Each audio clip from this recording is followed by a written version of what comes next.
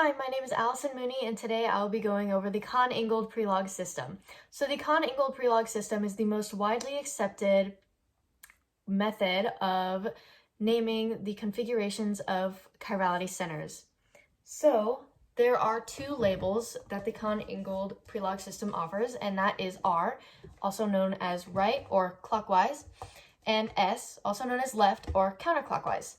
So with that being said, we can go ahead and try labeling this molecule. So first you're going to want to establish the highest priority atoms. So you're going to do that by looking at the central carbon and seeing which atom that it's attached to. So I know that this central carbon is attached to this hydrogen, this oxygen, this bromine, and this carbon. So regardless of what comes after, you always look at the first one first. So you establish that priority first. Now, say that, so I would establish that this bromine has first priority because it has the highest atomic number, then this oxygen because it has the second highest atomic number, then the carbon because it has the third highest, and so on. So that would be the last priority. Now, say that instead of this bromine, I had CO2H. That would change my priority. So since these two carbons are the same, they would be the same, I would have to move on to the second atom that the carbon is attached to. So this central carbon would be attached to this carbon and this carbon, but I would have to look at the second atom to establish the priority between those two molecules.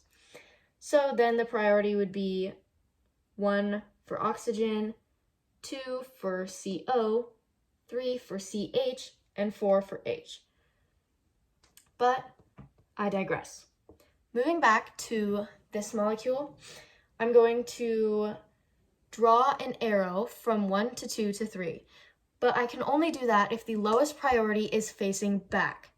So since in this case, the lowest priority is not facing back, like the bromine is, I have to account for that in my answer. So instead, I'm just going to cover it up with my hand and draw an arrow from 1 to 2 to 3, just like so. So now I can determine that this is rotating in a clockwise manner. However, since this is in plane and not facing back, then I have to change my answer from R to S. So if your lowest priority is not facing back, you're just going to flip your answer from R to S. I hope that made sense.